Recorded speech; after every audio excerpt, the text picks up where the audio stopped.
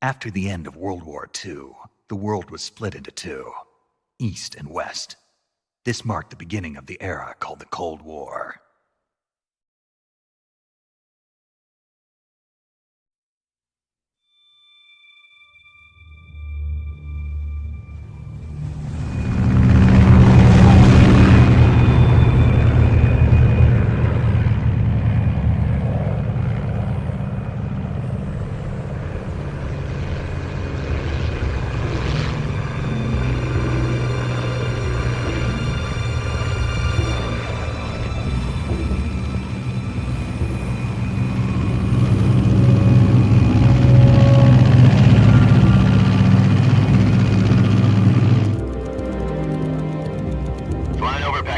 Altitude 30,000 feet.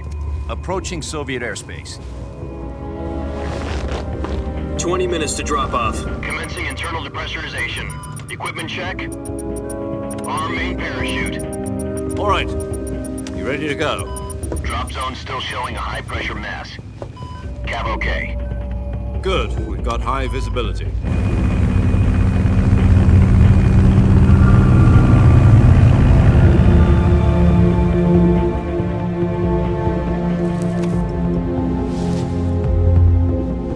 Put out that cigar. Connecting oxygen hose to interior connector. Put on your mask.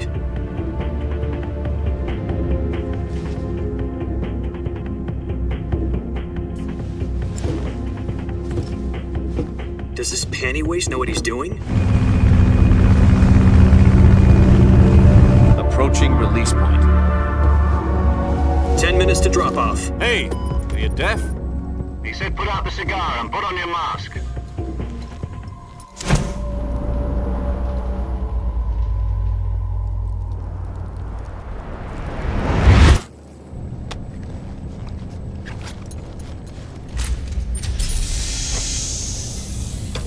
Depressurization complete.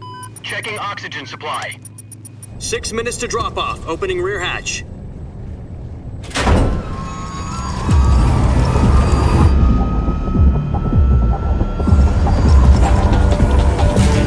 Sunrise.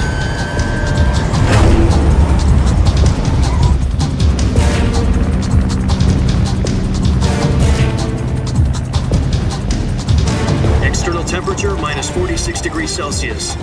2 minutes to drop off. Stand up.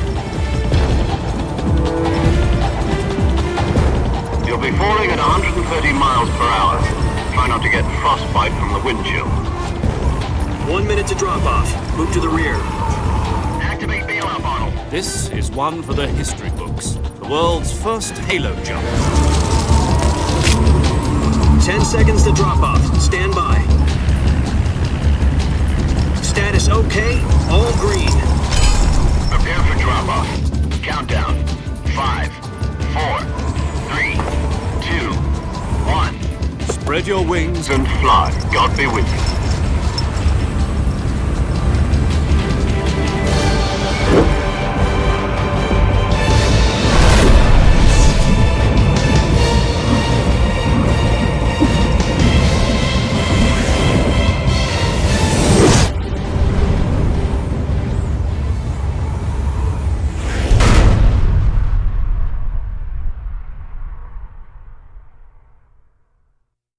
Jack, I've got some important news. The head of the CIA has finally given us the green light for the Virtuous Mission. Virtual mission? No, the Virtuous Mission. The future of our Fox unit depends on it. If it succeeds, we'll be officially organized into a unit. Virtuous mission? Sounds like some kind of initiation ritual. You know, don't get cocky. This isn't a training op. Right.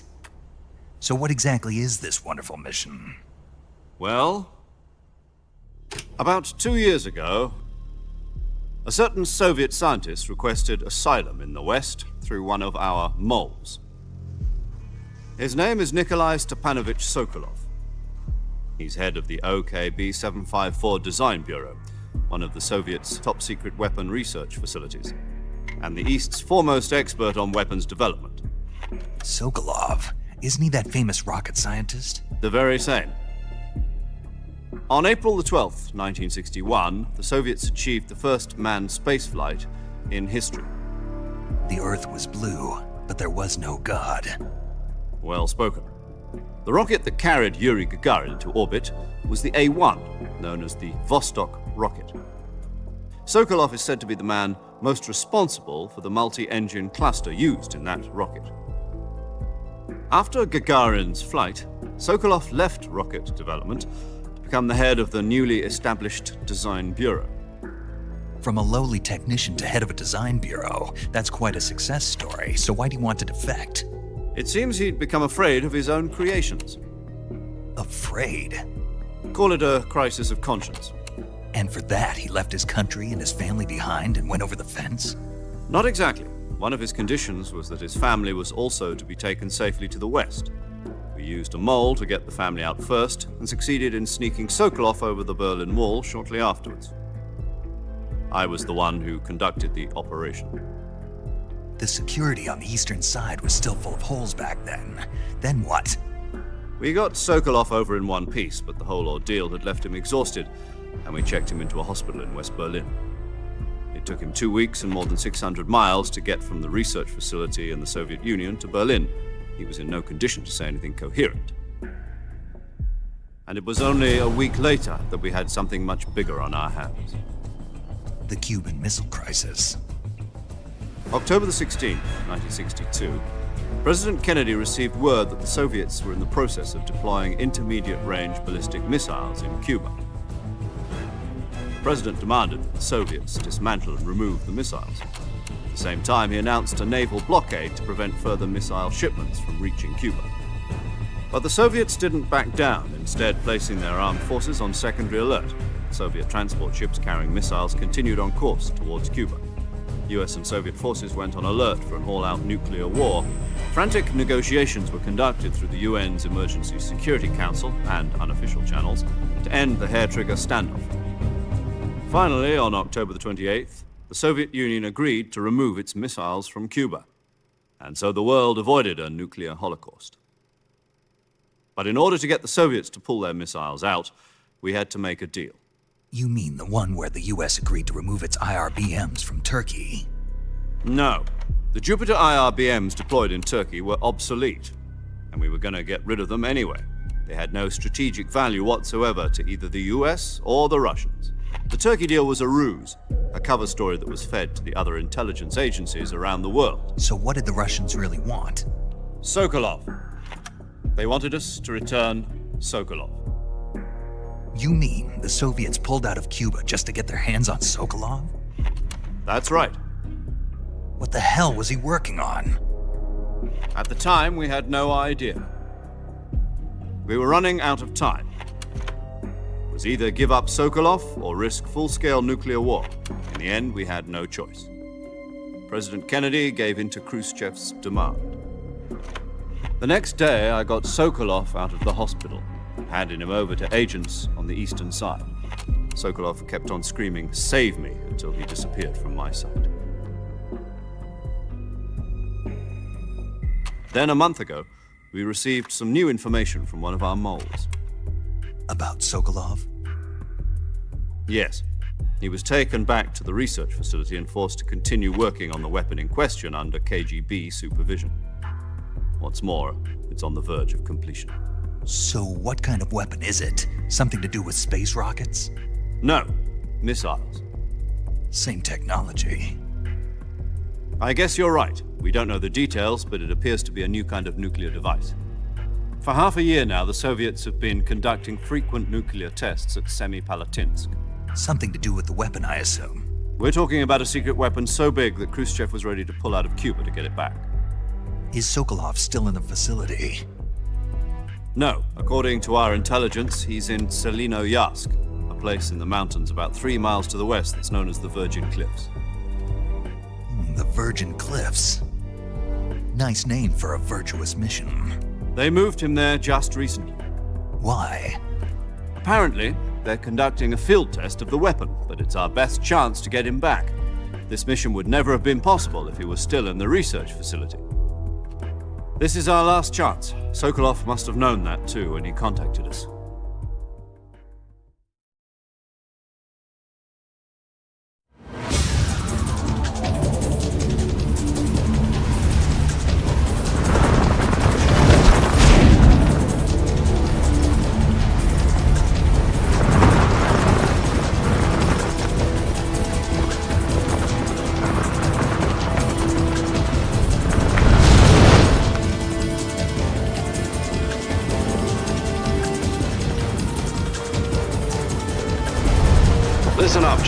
your mission is to infiltrate Selino-Yask in the Soviet mountains, ensure the safety of Sokolov, and bring him back to the West.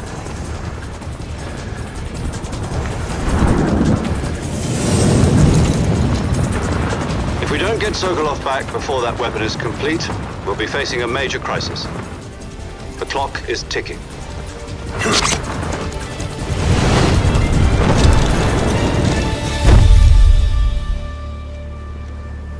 Once we've confirmed the rescue of Sokolov, stand by at the recovery point. A recovery balloon will be dropped at that point. Helium will be pumped into the balloon to inflate it. The process takes about 20 minutes. Once it's complete, the gunship's arm will latch onto the balloon and pull it up. The Fulton surface-to-air recovery system. I'm familiar with the theory. Take it easy. It's been combat-proven. Do you think Sokolov is up to it? The shock will be less than during a parachute jump, and the arm can handle up to 500 pounds. So you're planning on going over the border in a single combat talent? She's equipped with two 6-barrel 20mm Vulcan cannons, as well as two 40mm machine guns. Sounds like she could hold her own against a battalion of tanks. Even with the fuel in the reserve tank, we're facing a 4-hour time limit. If all goes well, it shouldn't take more than a few hours. Home in time for dinner. But if anything goes wrong, you'll be eating dinner, breakfast, and all the rest of your meals in the jungle.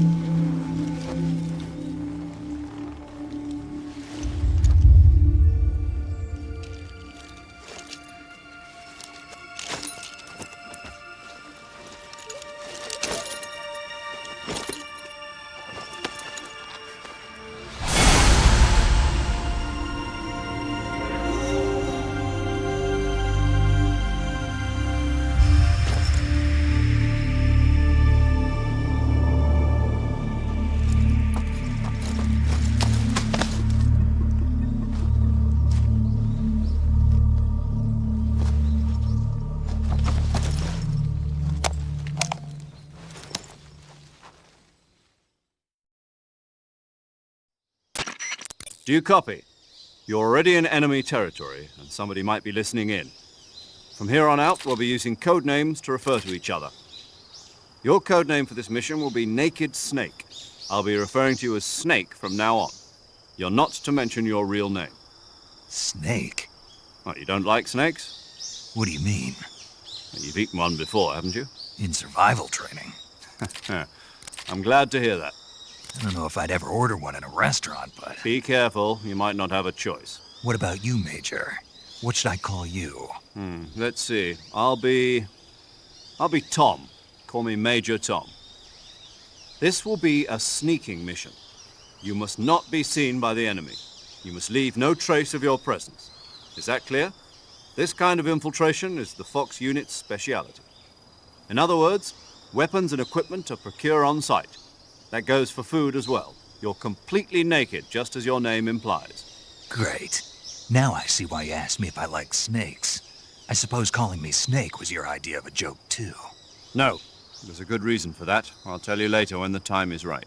Gotcha. Getting back to the subject, how exactly am I supposed to feed myself? You've been issued a knife and a tranquilizer gun. Use them to hunt for food. You'll also find some medical supplies in your backpack. Yeah, about the backpack. I lost it in a tree on the way down. I see. Well, you'd better go back and get it then. You know where it is? No problem. I can see it from here. It's stuck on a branch. To climb a tree, stand in front of a tree that's covered in ivy and press the action button. I'll be monitoring your progress over the radio. We can't risk violating Soviet airspace, but I'll be in the gunship.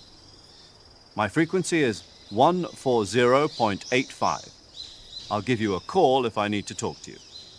If you need to talk to me, use the send function. Okay, Snake, go get your backpack.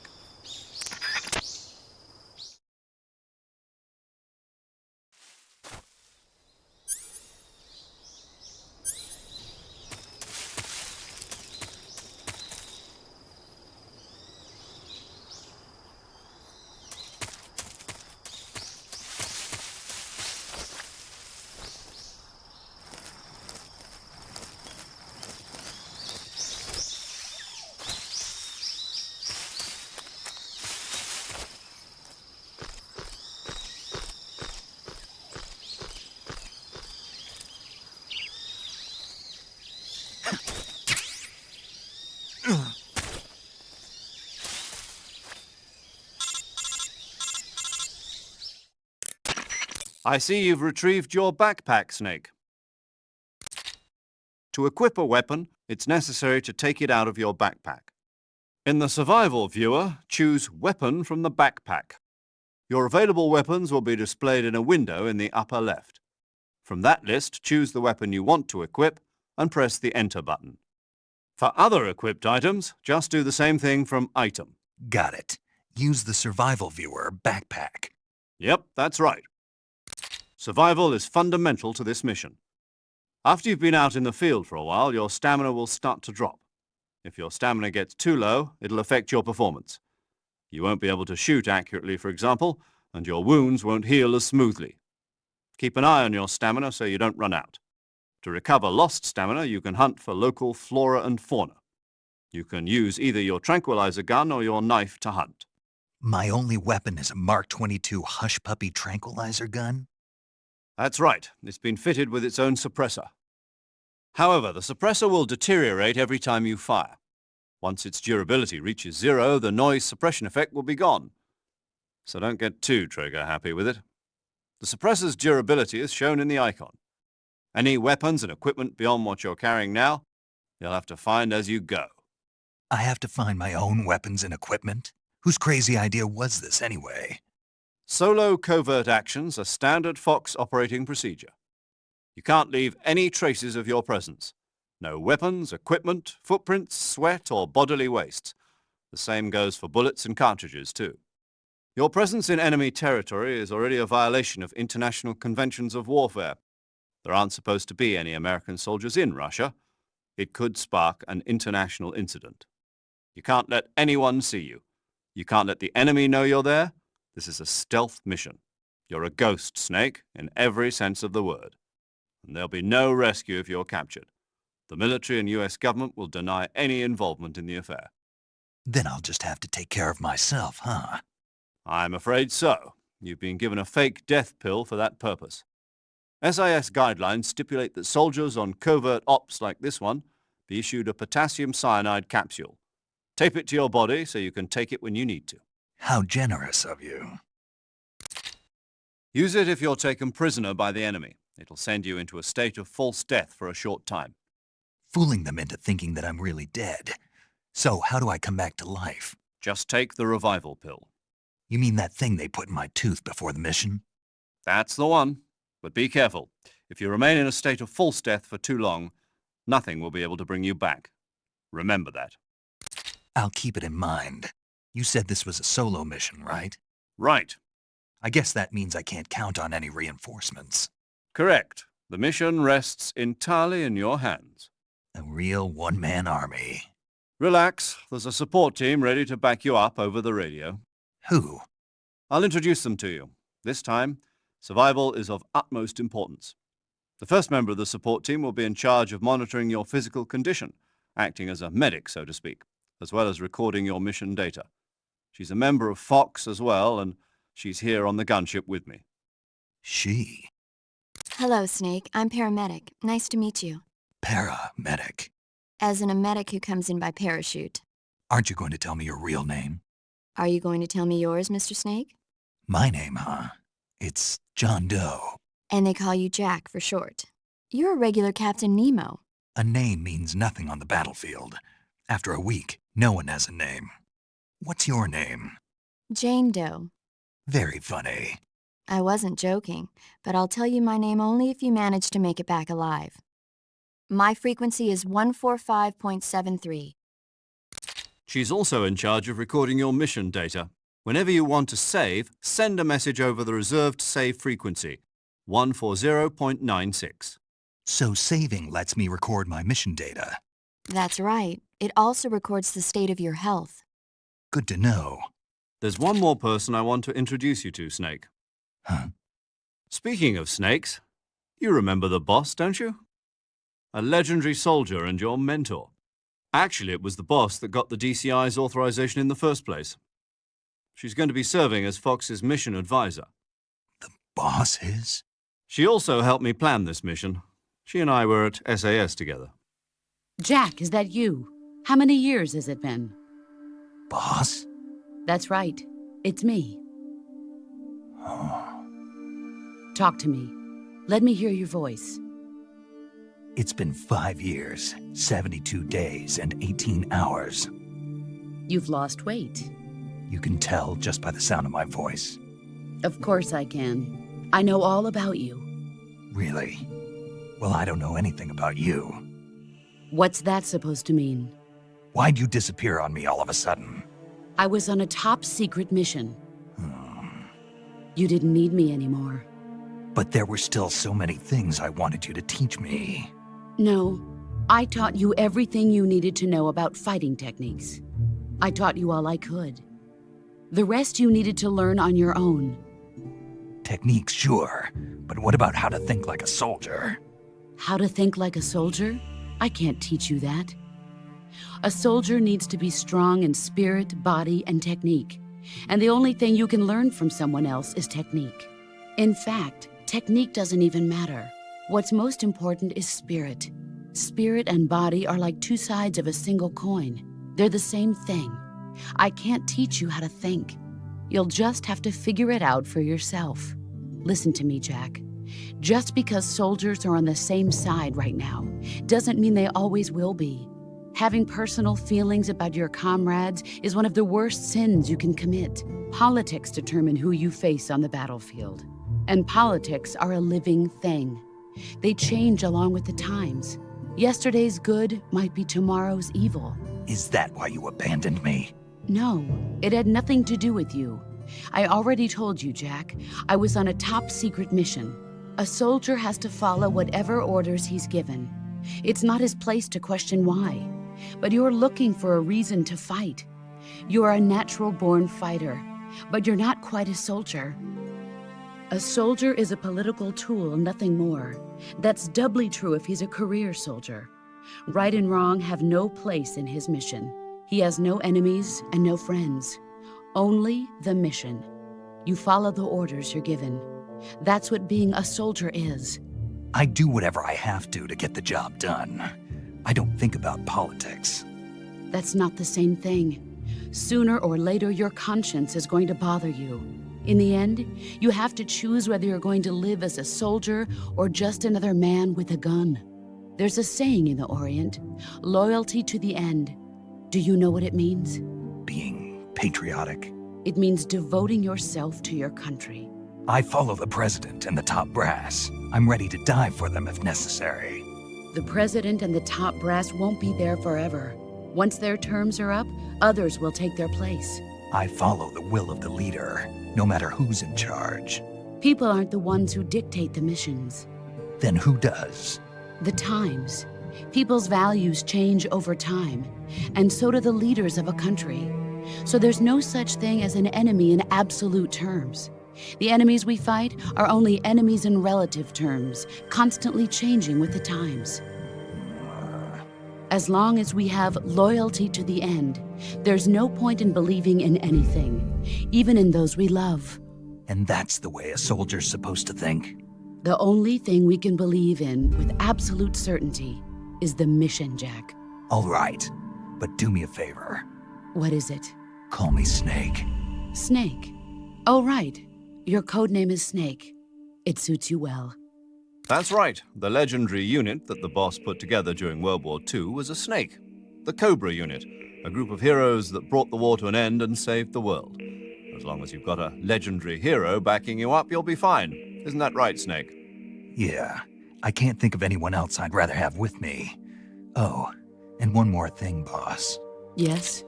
It's good to hear your voice again. Same here.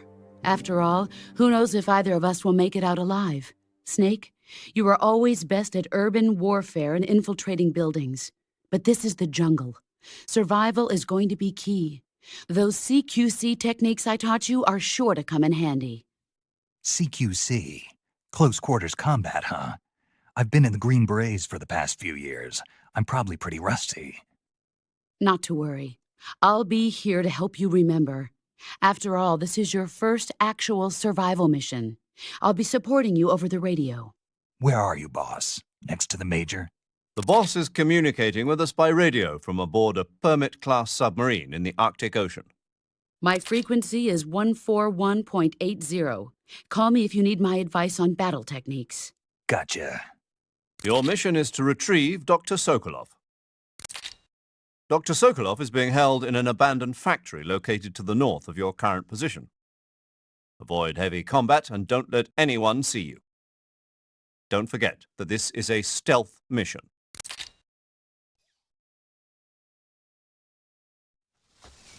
Snake, try to remember some of the basics of CQC.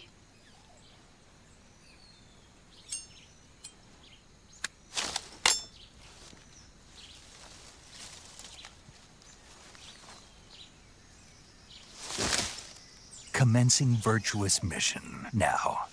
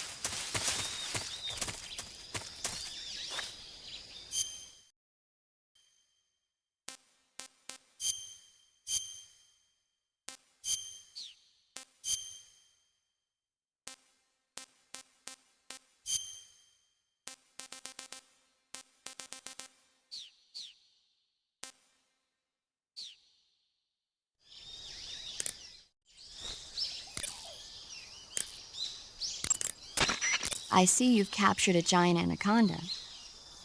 The giant anaconda is believed to be the largest snake in the world in terms of weight and diameter.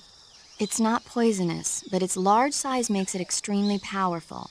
They say it even eats crocodiles. Its only natural predator is man. And snake. And snake. Got it. So how does it taste? I knew you were going to ask me that. Glad I didn't disappoint you. So? Well, the guide says it tastes all right. Good. I'll have to try some. Ugh. I see you caught yourself a reticulated python. The reticulated python is said to be the longest snake in the world. The biggest ones can grow up to 10 meters in length. Although they're not poisonous, they're still very dangerous, so be careful around them. They have a highly ferocious temperament, and they can swallow whole, even large animals like deer and pigs. Their most distinguishing feature is the mesh pattern of their scales. This pattern acts as a highly effective natural camouflage. If you think there might be a reticulated python about, pay close attention to your surroundings. Otherwise, you could get bitten before you even know it's there. Right. But how do they taste? Huh? Do they taste good? You're actually going to eat one. Why else would I be asking? Cannibal. What was that?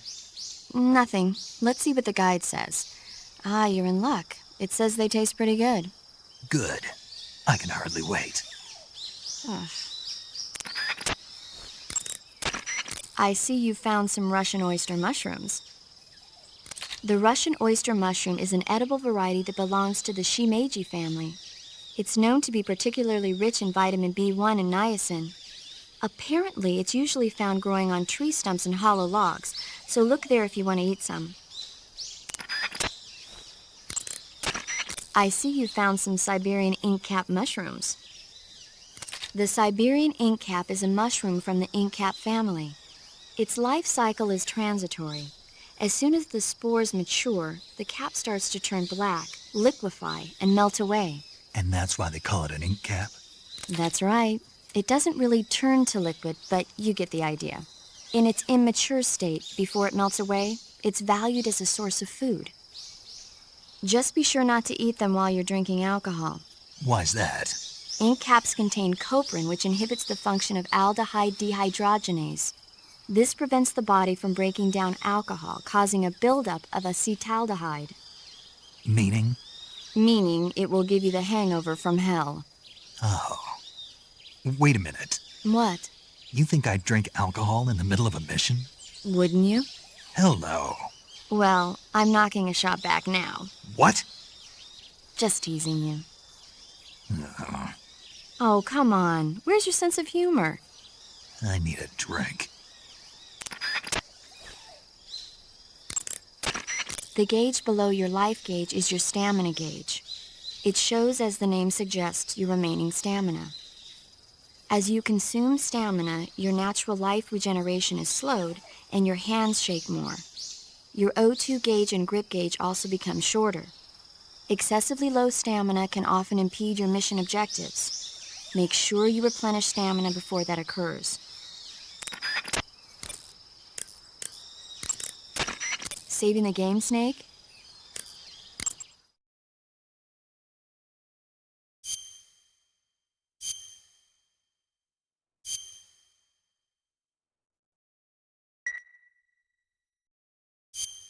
Hey, Snake, you ever heard of Godzilla, King of Monsters? No, what is it? It's a movie. You haven't seen it? Nope. It's about this monster called Godzilla, who grows to an enormous size in a nuclear test and goes on a rampage in Tokyo. Nuclear test, huh? Then the Marshall Islands must be crawling with giant monsters right about now.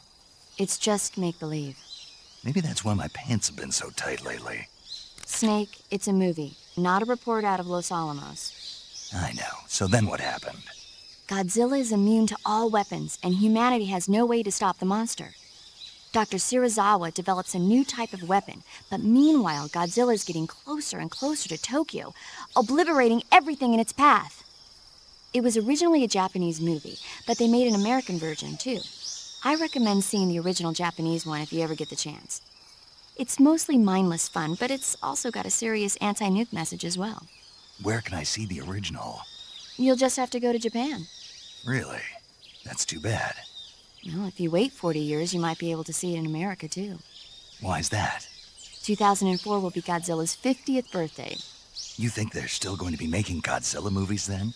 Of course! Everybody loves Godzilla. You sure know a lot about movies. I don't suppose you're the movie-watching type, are you? Not really. Okay, then I'll tell you everything I know. When the going gets tough, movies can save your life. It's always good to be able to look at things from a different perspective when you get in a jam. That's the magic of movies. No kidding. Well, I guess it might at least make a nice distraction.